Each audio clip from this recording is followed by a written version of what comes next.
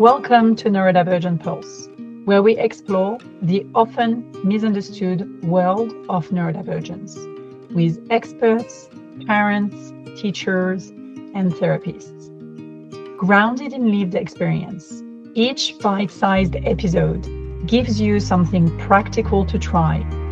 I am your host, Laetitia, AI expert, neurodivergent mom and founder of Understanding Zoe. This podcast is recorded on Daryl country. I acknowledge that sovereignty was never ceded. It always was and always will be Aboriginal land. Hello, Tiziana. Thank you so much for coming on the podcast. Good morning. Well, good afternoon for you. Good morning for me. Yeah, this is the beauty of the online connection. We can meet all across the globe. So this is where I'd like to really start by giving the opportunity for our listeners to meet you and get to know you. So before we start, do you want to share a bit about who you are? Sure. Okay. I am a music therapist, music educator. I work in London in my holistic music center, which was a music school until a few months ago. And then we transitioned into this new holistic center. I've been working my whole life with children and with adults, with people with different brains, different disabilities. So music for me is really my life. And I'm a classically trained pianist. So I started with that and then moved immediately into music therapy, music education, and wanted to connect with people, basically. I love it. And actually, you describe music as something that supported you with your ADHD, ability before you had your own diagnosis, your own assessment, and it was a framework for what was happening. Do you want to share a bit more about this and what was music for you as a child, and when did you first realize that it was something that you really loved? Yeah. Well, I've always known that I loved it because my mom and my dad were both musicians. My mom is a classical pianist. My dad is more just a music lover, but, plays around with many instruments. So music was always in my life, always in my family. So it was kind of natural to start. I don't really remember any point in my life without music, basically. Wow. It was just a language, another language that we would share in the house. And but it became very strict very early, unfortunately, because the conservatoire in Italy was very strict. We're talking about 34 years ago now. So I started when I was just 6 to play the piano in a very traditional way. So sitting down, learning from a book. And I remember the sentence of my parents was like, "It's good for you to start so you can learn how to stay seated." For them, piano was a way to kind of shape my brain already, but they spoke not in a very modern way, let's say, okay? Yeah. So it was incredibly hard for me through the years to actually practice, stay on the piano. It was difficult to concentrate. I would play 2 minutes and then my brain would start thinking about something else. But because I was the daughter of 2 musicians, I could go fast into the music. Yeah. So my brain was really kind of put under a lot of stress, if you want, but at the same time, trained very early. And music, we know now, works on a lot of executive function, activates a lot of parts of the brain at the same time. So it was a very good training for my brain. And I realized when I was maybe 15, 16, that it was working on many, many different skills for me and not only for learning a piano. Yeah, I love what you said. And I'd like to kind of double click on it or go deeper, which is all of this enthusiasm that we have or we see as parents around music. And we really want to see this connection between music and neurodivergence and how music therapy is great for kids without really much of an explanation of why. So what is actually happening in the brain, in the body, in the soul, however you want to describe it, when a neurodivergent individual engages with music. And I know as a child, I was really into music. I was listening to classical music. I was loving, playing the guitar. It's just like, it's really something that soothes me. But I'm very curious now to understand from your expertise, what's happening? Well, in 2 words, it's very complicated to say, but let's just start with the fact that, the brain has the ability of activates in a multi-dimensional way music can activate the brain on a multi-dimensional way, our brain. So we can, when we are, for example, playing an instrument, we are working on our executive function, we are activating the executive function, attention, working memory, coordination, flexibility. When we're playing in a group, for example, we have to constantly check on our self-regulation and connect with what's happening around us, so we are able to stay and play at the same time with the others. And also, simply playing with others makes our brain waves oscillate in different ways, so we synchronize with other people. Therefore, we're also activated from an emotional point of view. So when music is played, or also when it's just listened, there is a total activation of the brain, and research has basically gone deeper and deeper and deeper, especially in the last 10 years. So there's a lot of interest now, a lot of research about music and the brain, and so we know that, for example, in music therapy, we can use music in different ways. So there are so many different ways of doing music and strategies and techniques that we can use when we are with people. That's why I'm saying it's quite complicated, because we can really choose one specific strategy or one specific technique and apply it for our patient or our students in the most customized way. So, for example, so it's not rigid. Okay. Yeah. For example, if we're working with maybe children in the spectrum that, in the autistic spectrum that have difficulties with language, we don't need to speak with them in a session. We can simply work on nonverbal and on our relationship with instruments, with the gaze, with the movement, with vocalizations. So as you understand, that is just one little side of what we could do. If we are working with an ADHD patient instead, for example, we can work on regulation, anxiety, grounding, but at the same time, we can actually activate attention. So organize the nervous system through potentially body music, where we are actually activating different coordinative parts of the body. We have to plan. In our situation, we can just lie down and listen to music and use the vibration of an instrument to make us feel more connected with ourselves. So it's such a huge palette of possibilities.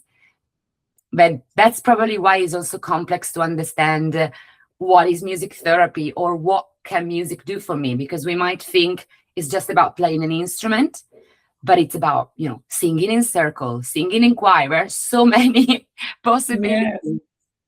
Yes, and I love what you said around personalization, customizing to the individual, and really finding the best way to connect, because it's all a question of connection, right? And this is where I feel music education, like you received it, or like the perception that we may have, people from our generation, very traditional, and it's just about performance and accuracy, and you need to be on the tone, and you need to do this in this way, and that can feel really hard for neurodivergent kiddos. So that's why, like, some parents are like, maybe not. So a lot of things gets missed when we see music for its primary, like as a primary skill, I would say, rather than a tool for something else. So what do you say to those parents who see music just as a skill and as a tool, and to give them the opportunity to explore while they listen to this podcast interview? Let's explore music in a different way. Yeah. Well, yeah, the most important thing, I think, is to try to understand that music exactly can be done in multiple ways. So it's not just about having a one-to-one session with a teacher that asks your child to be seated and read from a book or perform the same technical passage, I don't know, hundreds of times, okay, which has its own purpose because it still works on some functions that our brain needs to develop through life, especially with poor in executive functions. This type of practice, it actually works, but it's so intense that it has to be like motivated from inside. You can't just ask a neurodivergent person to stay hours on the piano and practice, which was what was asked to me. So my suggestion is to potentially look out for teachers that are also music therapists. So always have a look for somebody that has the double vision. Okay, they can teach your child an instrument, but at the same time they can take care of a whole individual and understand their needs, and especially take inspiration from the ideas of a neurodivergent person, because obviously they come with a lot of ideas, a lot of impulses, a lot of creativity. So that can be a very rich source where we can take and then create the class on that. So another way is to do group music making instead of one-to-one sessions. And if a facilitator is a skilled music therapist or has studied, the general development of a child, so always look at the curriculum of a teacher and actually ask a question. In group, you can work on the same executive functions that are really important for developing the abilities of playing on an instrument without having to go through the technical stages. So you can learn how to play, for example, in synchronicity with everybody else. And that requires a lot of attention, a lot of flexibility, planning, coordination. If you are, for example, in a band, which is always the best thing in my experience, and somebody else makes a mistake, you have to stay, you have to regulate your frustration. You don't have to leave the room just because somebody keeps making a mistake. So there's a lot of control on impulses as well, So for me, making music in groups and always taking care of the approach is the key for the parents to say, okay, my child is in a safe place, and music is going to be beneficial instead of traumatic, basically. Yeah, I love that. So what you said around how it can help you experience different emotions, different sensations, explore different capacity, and go into the flow. Like I find with music, you can find a kind of sense of flow if you are sensitive to it, And we know how some artists really say how they're neurodivergent, and actually music was a big outlet for them of expression and regulation and connection. So I love all of that. And so in your approach, you're really cooperative. I can hear that it's really child-led or adult-led, but like really led by the individual and the group, which is a big different position to what the perception I have around music education, having been in this kind of very scholar approach and, very rigid approach, which was not really working for me. So can you give us an example of what a session look like, so that those parents who are listening to this and are not living in London, if you're living in London, check out Music Tree. But if you're not living in London, what can they look for to make sure that any music therapy that they're going to go with their child is actually child-led, it's actually cooperative, it's actually affirming, it's really supportive? How does that look like in your own space, and what do they need to look for? Okay, so in our own space, it looks like a very inclusive situation. So we have created multiple courses and multiple paths for every different needs. Okay, so for example, we have sessions where the parents are in the groups because the child might need the presence of an adult, even if the kids are a bit older. Or we have groups for piano, groups for violins, groups for ukuleles, or multi-instrumental groups. So we've really tried to create a lot of different options. So we need to get to know the child, and then we kind of decide where to go in the different settings of a school. But yeah, I think that the most important thing is to check that the music teacher that they approach doesn't come only from a rigid perspective of classical music, but potentially they have a repertoire that involves jazz, improvisation, composition. So already a musician that have learned music in an embodied way and not just through studying something that is written by somebody else.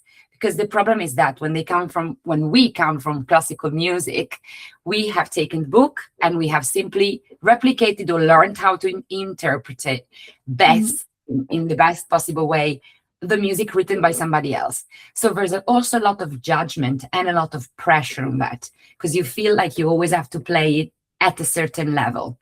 Instead, go to maybe a jazz musician or somebody that improvise or compose their own songs, their own pieces.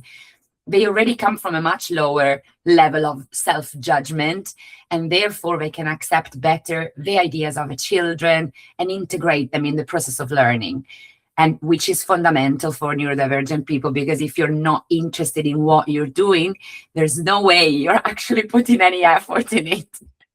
Yeah, for sure. You need to do it, doesn't work.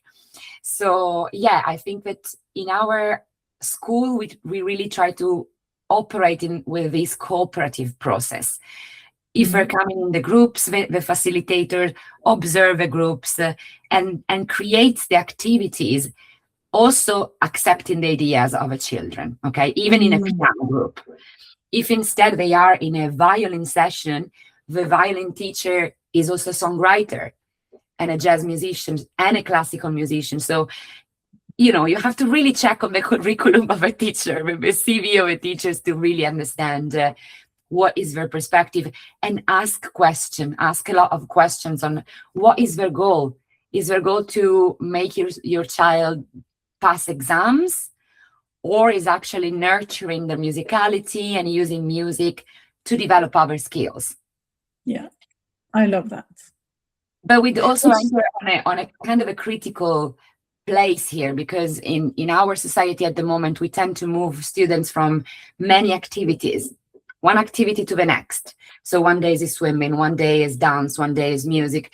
And this type of fragmented learning does not actually serve, in my opinion, a neurodivergent child that much, even if we think like, oh, but it needs to do many things, because otherwise they get bored, because otherwise they want to watch TV or they want to go and play video games.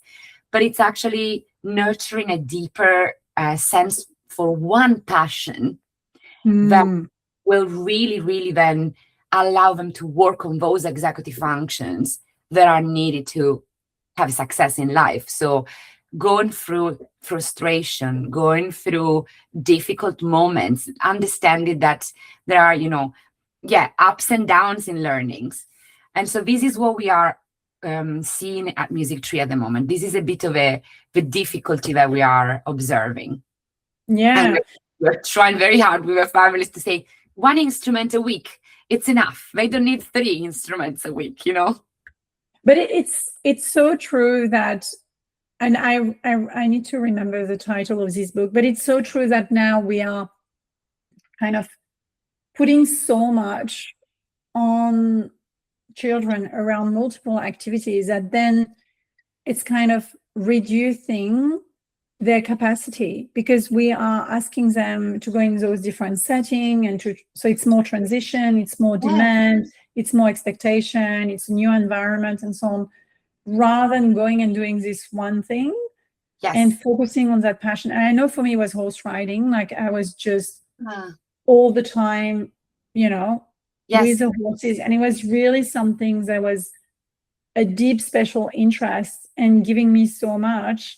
Yeah. And the music was something as well that was really deep, like singing and musical instruments. So I'd say for me it was horse riding and like horses, or just being with horses and music and singing together, music and singing together. But yeah, I agree with you. And that's what we did with our own family. We stripped back the layer. At some point we were doing so many things, whereas now it's only 2 things a week. Yes. And it's singing and music together and gymnastic. And that's the 2 things that the girls are diving deep. So this is an invitation, and again, no judgment whatsoever, but just exploring what's working actually for you and your family, and just questioning what is society pushing on us and what is really helping your family. And I know that there are some family who are like, no, actually for me, that's what's working. But yeah, exploring and reviewing what is part of the societal norm, what is part of our real, like things that really help our family out of it.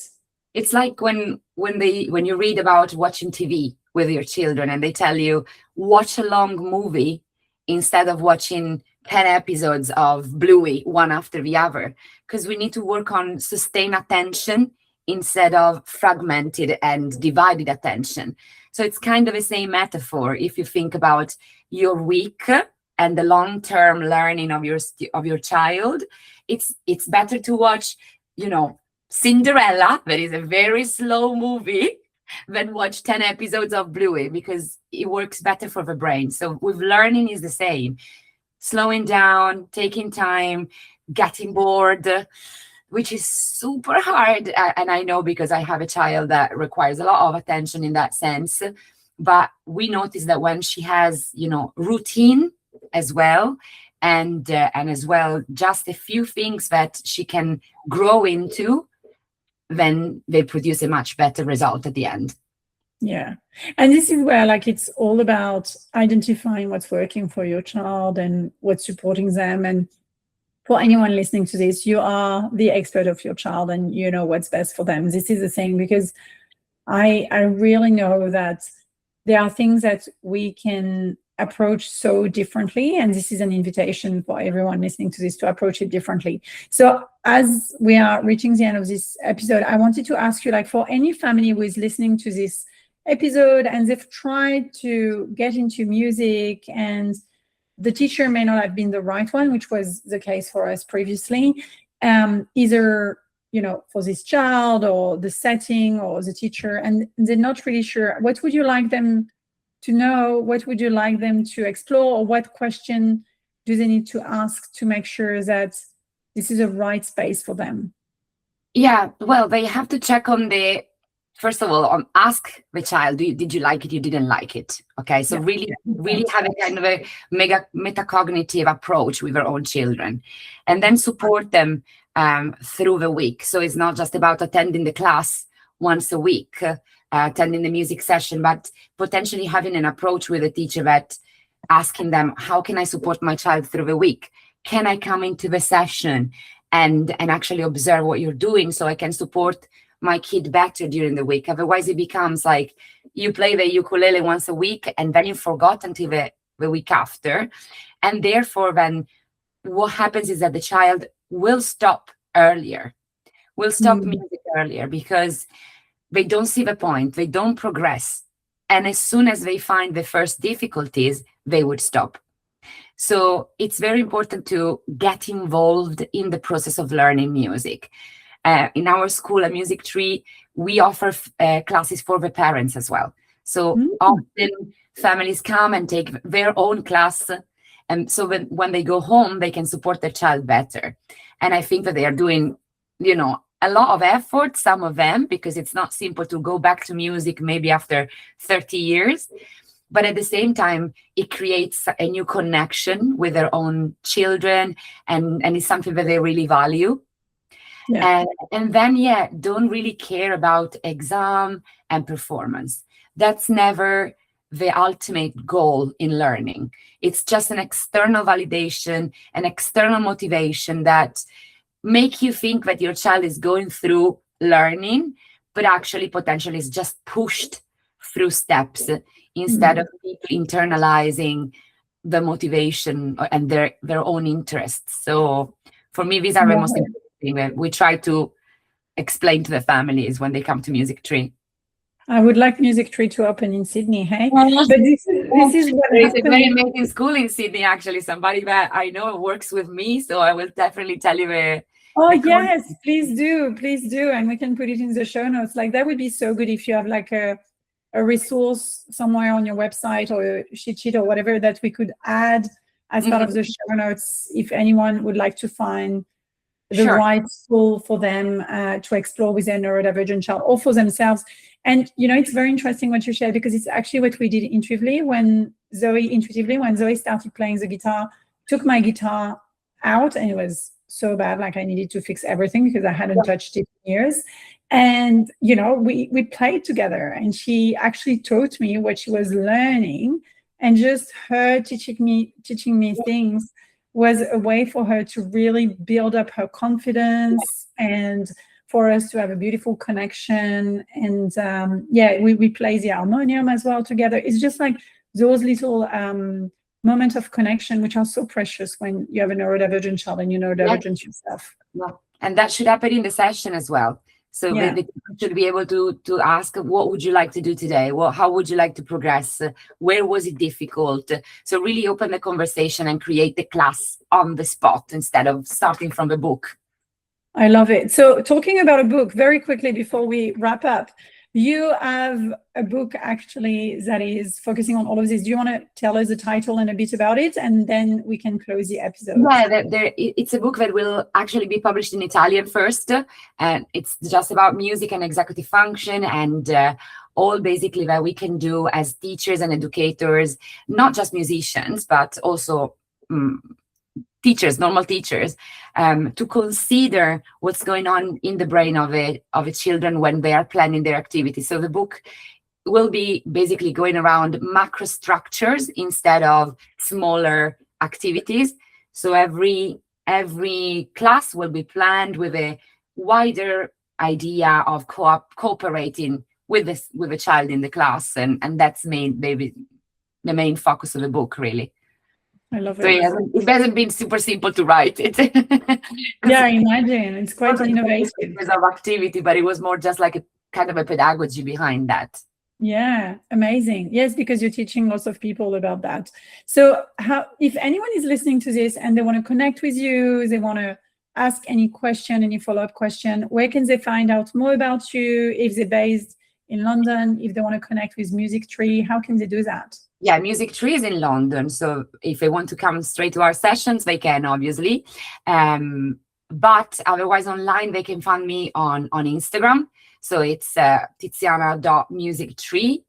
And then our website, musictreeuk.com.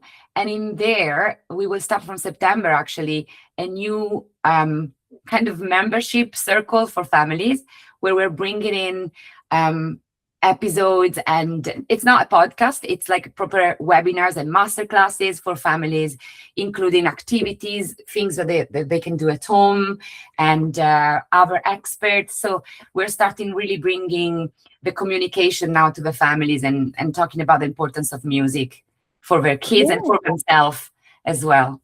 So amazing. It's a start, yeah. Thank you so much, Tiziana, for your time today and your expertise and experience bringing music into our life. Thank you. Thank you. It's been very lovely to speak with you, and congratulations for this podcast and all the wonderful work we do, because it's really great. Oh, thank you. It means a lot. Yeah, absolutely. I love the sessions. I listened to other episodes before, so it's really, really useful for families. Super useful. Oh, thank you so much. Yeah. Welcome, Zoe, for another episode of the Neurodivergent Pulse. And I am going to ask you a question right now. Zoe, what kind of pictures or visuals help you remember what to do? The kind that it says everything. Like it says, for example, the rules. Like we use kind voices and words. And also the pictures that bring you to another world. And where do you see more often those visuals, and how do they help you? I mostly see them in the class, and they help me by telling me what I should do next and how the world really is. So which one is your favorite visual of all of them? We've got this very nice picture in my class of Maria Montessori sitting down with children reading a book. And you like this picture? Yeah. What does It's it in say? It doesn't say anything. It's just a picture. Yeah, but I mean, what does it mean for you when you see that picture? It means others have already been in the school and like me. Thank you, Zoe, for sharing today. Bye. Bye. That's a wrap for Neurodivergent Pulse. If this helped, follow the show and leave us a quick review on your favorite platform. You can even share this episode with someone who needs it. You can learn more about our platform at understandingzoe.com. Thanks for listening.